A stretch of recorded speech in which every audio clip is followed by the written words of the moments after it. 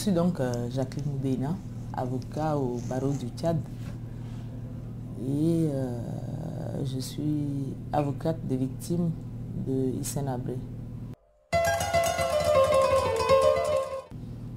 J'ai étudié à Brazzaville où j'étais exilée pendant 13 ans.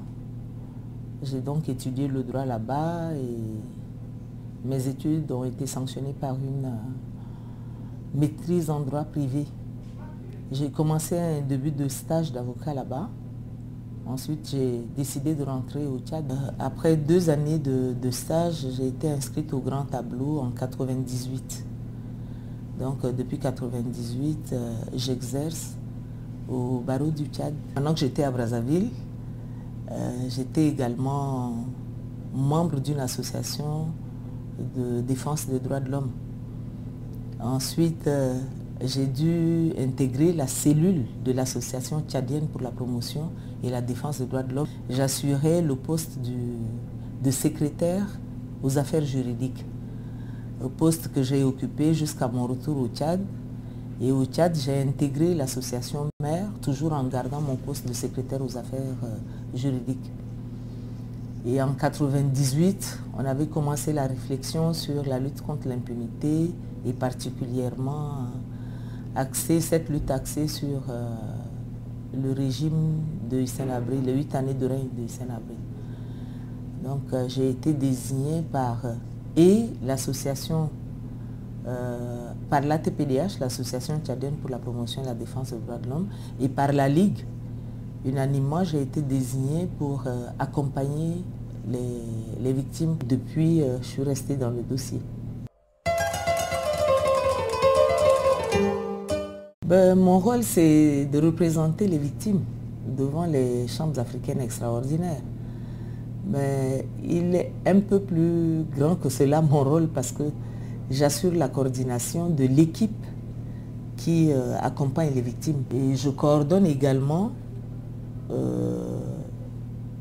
le collectif des avocats qui accompagne également les victimes. Et dans le collectif, nous avons un avocat belge, un avocat français, un avocat suisse, un avocat sénégalais et 3 avocats tchadiens, dont Jacqueline Moudéna évidemment. Mon rôle à moi, c'est de représenter ces victimes devant les chambres africaines extraordinaires et devant les juridictions nationales, parce que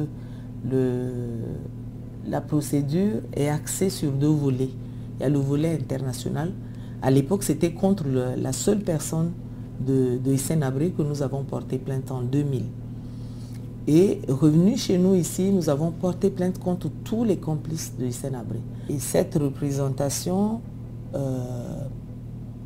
m'oblige à pratiquement travailler vraiment en étroite collaboration avec les juges en ce moment, les juges de la commission d'instruction. Parce que ces juges ont besoin de certains témoins, ont besoin de certaines victimes.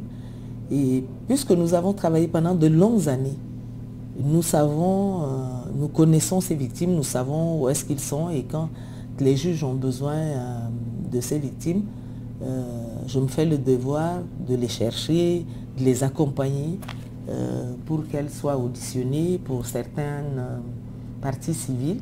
Pour les témoins, évidemment, je les accompagne, mais je ne suis pas leur audition. Au moment du procès, ça va être cette représentation qui va continuer. Donc, non seulement j'accompagnerai les victimes, mais je plaiderai le dossier également devant les juridictions, devant les chambres africaines extraordinaires. Vous savez, nous avons toujours dit que c'est une grande première en Afrique. Une grande première et en même temps un test pour l'Afrique.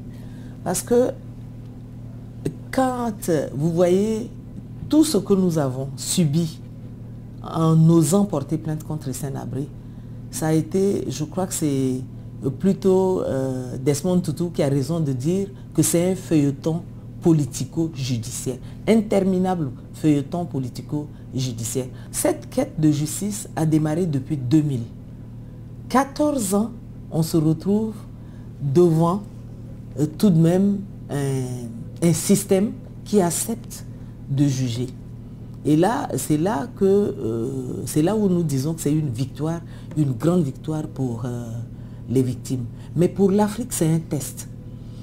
Parce qu'en 2006, quand le président Wade a sorti notre dossier de son cadre légal pour en faire une affaire africaine, tous les chefs d'État africains étaient unanimes pour dire qu'aucun chef d'État africain ne sera jugé à l'extérieur de l'Afrique et par des petits blancs.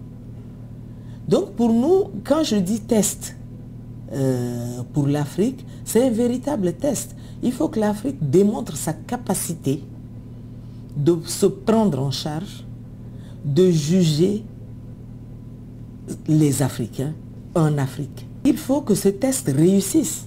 Il faut que l'Afrique, qui s'élève contre les juridictions internationales, démontre sa capacité de prendre en charge ses propres problèmes. Mais je me dis que ce test servira à tous les pays africains. Parce que nous, en osant porter plainte contre Hissène Habré, en attaquant ce régime devant les juridictions, nous sommes en même temps en train de régler un problème au niveau du Tchad. C'est le problème de réconciliation. Nous avons besoin de réconciliation de tous les fils du Tchad afin qu'une paix durable s'instaure au Tchad. Donc, pour nous, ce jugement de Hissène Habré et de ses complices, nous ne disons pas que c'est cela qui amènera la réconciliation, mais c'est un élément fondamental, un élément pour pouvoir accéder à cette réconciliation. Et nous disons aussi, l'effet qui est escompté, l'effet que nous avons toujours escompté, c'est l'effet pédagogique. En portant plainte contre Hissène Habré et ses sbires, nous voulons arriver, notre objectif c'est d'atteindre cet effet pédagogique-là. Plus jamais ça. Non seulement plus jamais ça au Tchad, mais plus jamais ça en Afrique.